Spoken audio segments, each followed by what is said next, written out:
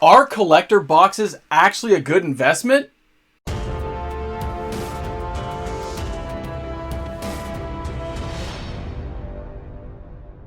Hi everyone and welcome back. MTG Moxman here. If you're new to my channel, you've just found me in the nacho cheese universe of YouTube. Thanks a lot for checking out my content today. I hope you had a good time while you were here. Maybe you learned something new. Maybe it was the snazzy clothes that drew you in. Maybe it was that clickbait title I put on. Whatever it was, you decided to stick it out and see how the content is, and you said you liked it. So you went ahead and you smashed that subscribe button. You joined in because it was free. It is free to subscribe, and turn that notification bell on. You're going to get my content coming at you 7 days a week. New content every single day. Top 10 videos on the weekend, reserve list conversations, epic finance information. Let's get this party started. Buyer's remorse. Buyer's forgetfulness. You ever had that? Been at a grocery store, you bought groceries, you got bags of groceries you're putting in.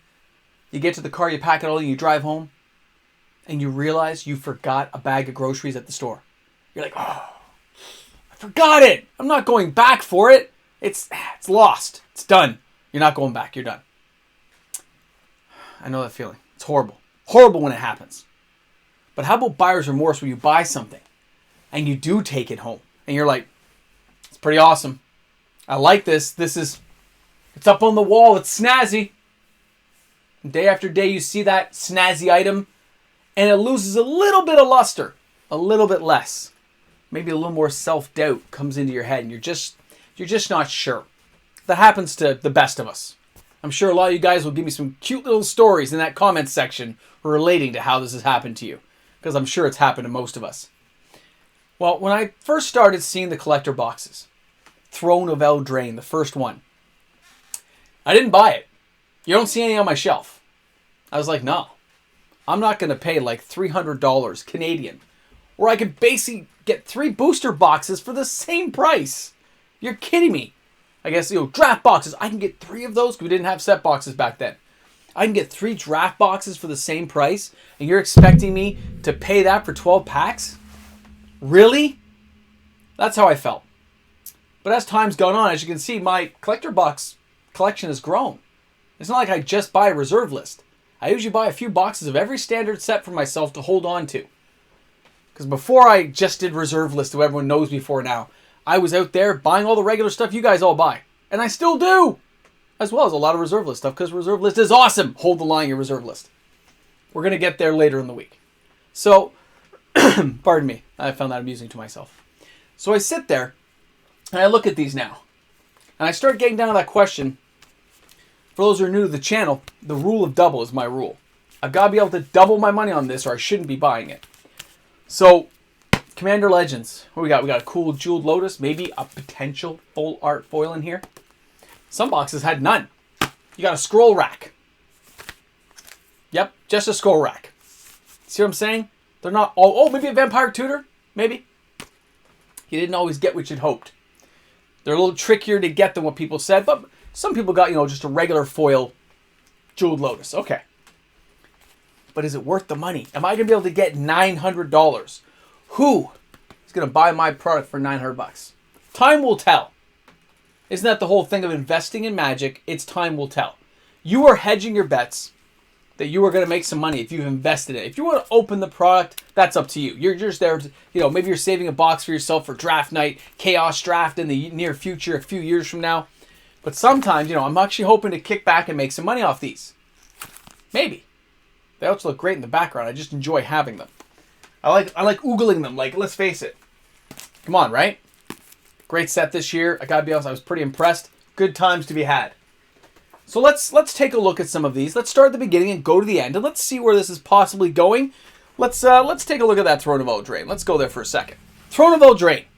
Now in Canada, by the way, locally, the low here of 325. You see that. Then you got the average of 367. That's kind of where the Canadian price is at right now. So you're looking at like $450, I think, Canadian. When you start doing the conversions, you can see the high was 800. I don't know when that happened. I don't remember ever seeing a box for that price. And then the market is $330.87. Now, great set. I gotta be honest. Hold on. Great set. I loved Throne of Eldraine. the storybook, the theme, the Oko, Questing Beast. I gotta be honest, great land cycle too. Castle Lothwin, Castle Aldrain, the little token guy, the little Castle Aldrin. Kind of remind me of Star Wars, Alderaan, whatever. Just good, clean fun. I enjoyed the set. I had a good time. But I didn't buy it. It was just too expensive. My mind had a hard time getting around there. And it was the first time it was done. I know some people were like, dude, you're making a mistake. These things are going to be huge. They're going to be huge. But if we look back at things like Ultimate Masters, Eternal Masters, Masters 25, Iconic Masters, Masters. How are those doing? Really? Unless you bought them on the cheap when a store was clearing them out, how are they really doing as a whole? It's dead money. It's sitting there, sucking up time and space in your life. When you could have had it in a bank stock, a TFSA, maybe get a little dividend for your money, but something. If you were investing. I'm talking purely from the investment side. Because when Wizards of the Coast puts a product together, they want to make it enticing. They want you to buy it. They're like, oh, I want you to grab that product. I want you to like what you see. I want you to buy it and enjoy it. Open those packs. Have a good time. That's their goal. They don't care about the secondary market in the sense of how much resale value it goes for, because it's not in their hands anymore. They don't own the product. It's a secondary market issue now, and they don't care. They may care about the secondary market prices for how individual cards within that box set sell, and they want that box set to have an overall great time for people. Commander Legends, great time. But really, do they care what happens after? They don't. As far as I'm concerned, they don't. They care about individual cards. The individual card that could have value, they do care about. They got to make sure they recycle enough of these higher end cards to make us want to buy these products. But they don't care if this stays at $500 or goes to $5,000. They care about the individual cards within. So when they're piecing together these products, they're going for flash, pizzazz. They want you to buy. So I skipped Throne of Eldraine. Didn't buy it. Didn't go for it. Now, Pharaohs. Oh, totally different beast. You guys remember opening Pharaohs packs, man? Wow. Pharaohs was a beast. We had Uro. We had Kroxa. We had some packs that had like 13, 14 mythics inside this thing. Wow, it was crazy to see that. Now look at there. The low was 223.93. The average was 250 US. The high of 600. I don't know where that came from. And of course, $215.16 US. Okay. Now, this product petered out. Christmas, I think it was what? Christmas, December of 2020? Right? 2020? These were on, well, hey, they're already gathering dust. These were on for $199 Canadian, which would be like 150 something US, 158, 159 US plus tax. So they're like $226 Canadian. Plus, you know, if you have a discount code or something, you can use your local store. You can save a few bucks. I bought 5 because it was $1,000 for 5. I said, I can't go wrong. This Pharaohs Beyond Death is way better than the other Pharaohs I've seen, right? It did a lot better. I still like some of the iconic cards. I loved Elspeth coming back and stuff. So I was cool with this box set. Plus, it was a good set. I had fun playing it. Again, I enjoyed the product. Now, what I can say from the products I've seen is I've actually enjoyed most of the recent sets in Magic's history. I've had a good time. I've been indulging in Arena, playing some matches. And I keep going back to saying the rule of double. The rule of double. I'm enjoying it, but can I get money out of it later on? Can I profit? And is somebody going to want to purchase this at the higher price? So for good old Pharaohs here, I got to have $400, right? It's got to be $400 Canadian for the rule of double for me to sell that, plus any fees or applicable taxes, depending on how I sell them. Okay, so $450, and I'm out the door. That means it has to be worth as much as Commander Legends. And I'm willing to wait 7 to 9 years as my investment portfolio usual time frame for doing these. You heard some of the other finance channels saying, oh, you know, it's on par with what the boxes are doing. True, but I could have 3 times as many boxes. 2 or 3 times, give or take how the price adjustments are working nowadays. Right? You could get more for less. And when boxes go on sale, do I want one of this, which is awesome, don't get me wrong, Or do you want 6 boxes of Call Time Set Booster? I'm just saying. I know most people are going to say this, the 12 packs, but in the long run, which one will actually yield more money? A lot more opportunity when you get 5, 6, 7 boxes of something versus one that you're hoping to hit it big. And you have to have the finances and means to sell it, move it, and not take a hit on it. Not the easiest thing to do. So a little, maybe not forgetfulness, but maybe buyer remorse starts setting in a bit. All right, let's go ahead and take a look at the next one here. All right, Iquaria. Now, Iquaria has a low of 269.79. The average is 316.62 US. I forget the high there. And we got a 264.68 US for the market. Now, Iquaria is again, great set. As I've told you, most of these sets are really good. We have the giant behemoth beast. We have a world with gigantic creatures tearing apart the human population. It feels like a real Godzilla. Oh wait, Godzilla was in it. See where I'm going with this? Great set. Good storyboard setup. I know they said it was like some mishmash set. I remember them talking about that, where it was like a set that was crushed together really quickly. But it was fun. But is that box, which goes for $299 at the time, is it going to get me $600 if I buy a box of it? I'm not sure. And when I'm not sure, I usually don't buy. Because I'm doing a risk-reward analysis of my cards and my money spent. What else would I be using that money for? Is this spare money that I can afford to spend on cardboard, sit on a shelf as an investment, and do nothing for between 7 and 12 years? Am I willing to wait that long to see my product go up? Better yet, am I willing to have it sit there and maybe the company goes out of business? Maybe cards are banned. Maybe things get hated inside those collector boxes and nobody cares about them and they go to zero. If that is a risk I'm willing to take, then I go ahead and purchase.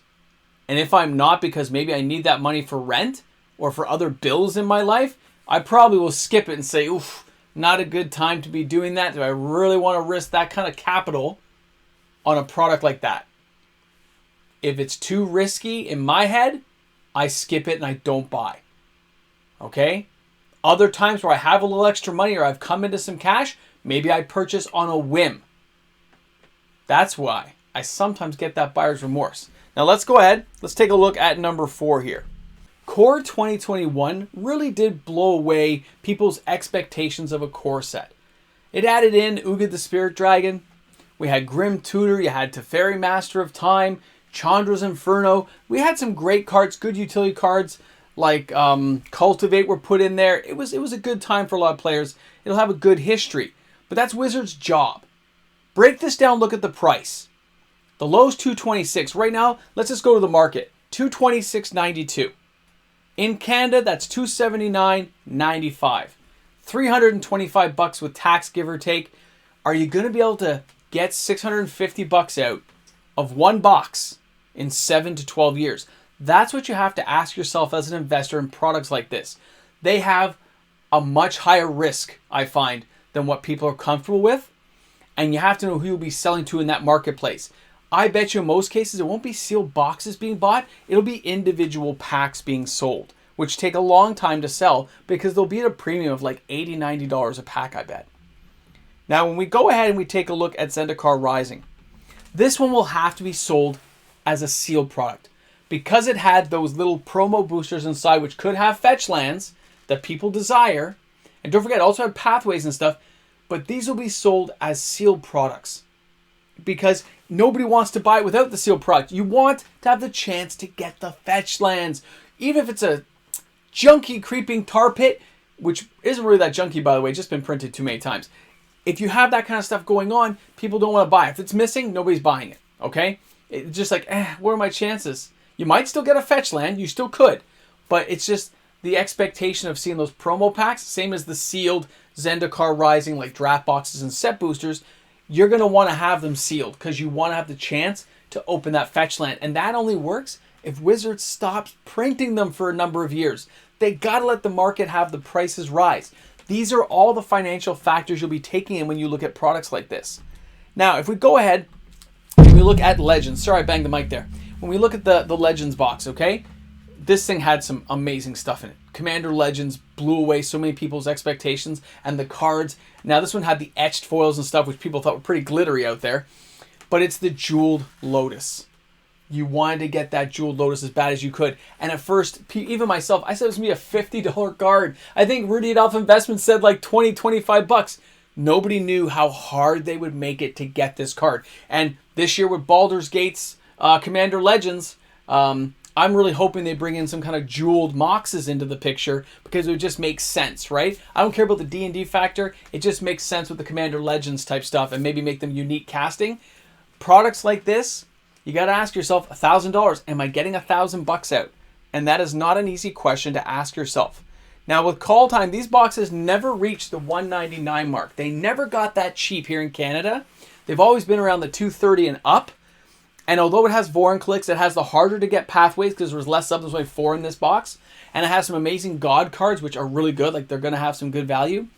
You've still got to look at the doubling factor whenever you look at a box. And say these collector boxes, if I got them cheap, maybe I'll be okay. Like the low of 160, that'd be like 210 bucks Canadian. I never saw it that low here.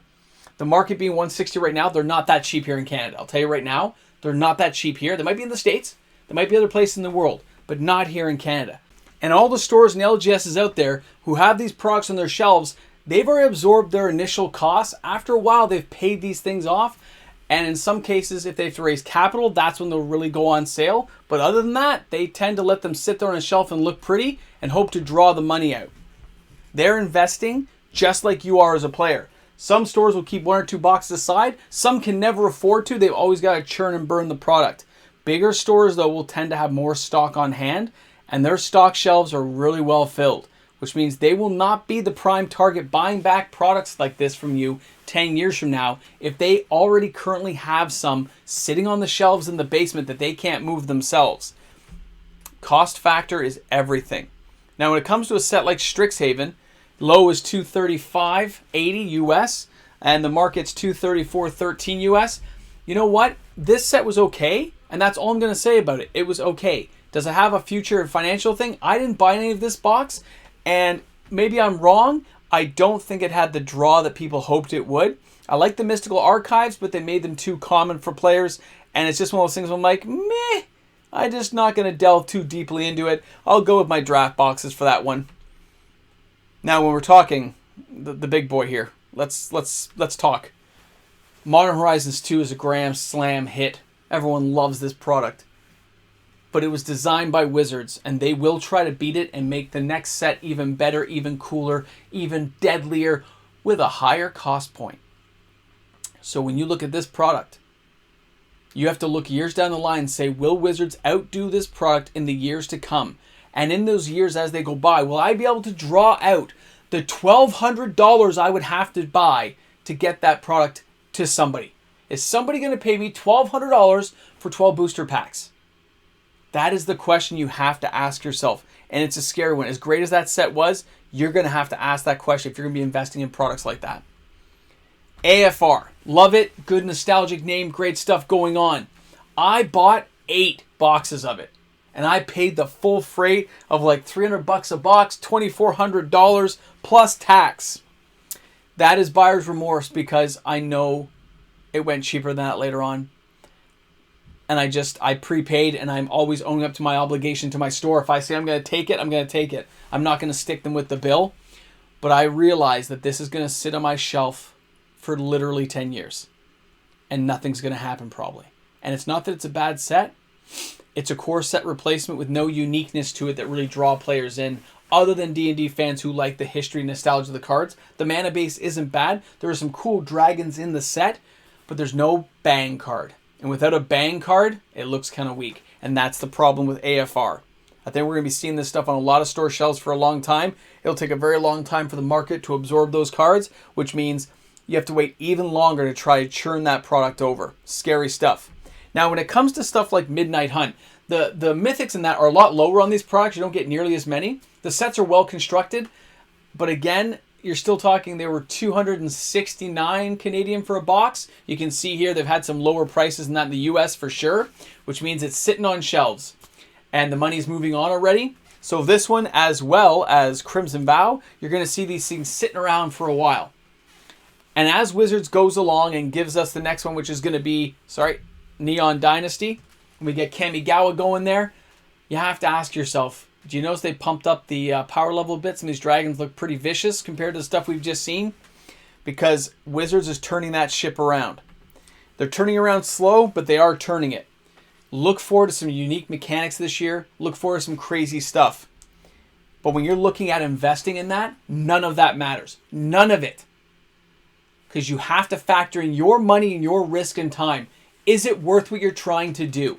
Is your money better spent elsewhere? Lowering credit card debt, bringing bills under control. Never spend unless you got almost everything taken care of. I learned that a long time ago. Investing in Magic is not an easy thing, and it's not for everyone. It just isn't. As much as you like, I'm not the odd person who just buys a box for Chaos Draft. I'm talking people who say, I want to have 50 bucks of this. I want to have 60 bucks of that. I'm going to tie up $15,000 buying these, and I'm going to be so rich later, Mox Man. You're going to be so envious. Maybe. Maybe. You could be the hare, and I'll be the turtle. Right? I keep to the safe road. I like to warn people against it too. It's a great product. They're fun to open. They're a good blast. But when I look at reselling them, and I'm looking at the future of that, buyer's remorse for some of it. And I'm not sure where it's all going to go. So I thought this would be a great video topic today. Where do I think these things are headed? It's going to take a long time to find out. And there's not a lot of data to suggest otherwise right now. But this is a long haul, and it tied up more capital. I could have taken all that money and basically doubled my booster box count at this point. Especially with some of the sales that were on this year for set boosters and some draft boxes. Crazy stuff. All right, everyone. Thanks a lot for tuning in. A little MTG finance for you. Hope you had a good time while you were here. Put those comments in the comments section. And, of course, I look forward to seeing you guys each and every day. Have a wonderful day. Have a coffee. Have a Skittles day, man. Find the rainbow. And of course, a big shout out goes out to each and every one of the fantastic patrons on my channel who help support all the interactions and worldly knowledge that I've gained while doing this YouTube channel. Thanks again for all the patrons out there. You guys are amazing, and I'll see you Sunday on the live stream. So you made it to the end of the video. We're here, we're alive, we're kicking, we're well. It was a brutal snowstorm, I gotta tell you guys. Toronto was like nuts. I'm doing this video so late tonight. I'm gonna be exhausted tomorrow, but that's okay. Welcome to life. Life rolls with a ball. You got to get on top of it, balance as best you can, and not fall off. But you guys made it to the end of the video. You made it here. Hold on. Hold on. You made it. So we're going to go with an Exorn into the box today. Exorn goes into the 10. Uh-oh. Oh, boy. That box is pretty full. Ah. Whew. I got him in there. It's going to be a pretty tight fit, though. All right, guys. Thanks a lot for tuning in. I'll see you guys all tomorrow. Remember, chill out. Enjoy the day. Shovel your laneway, because that's what I'll apparently be doing.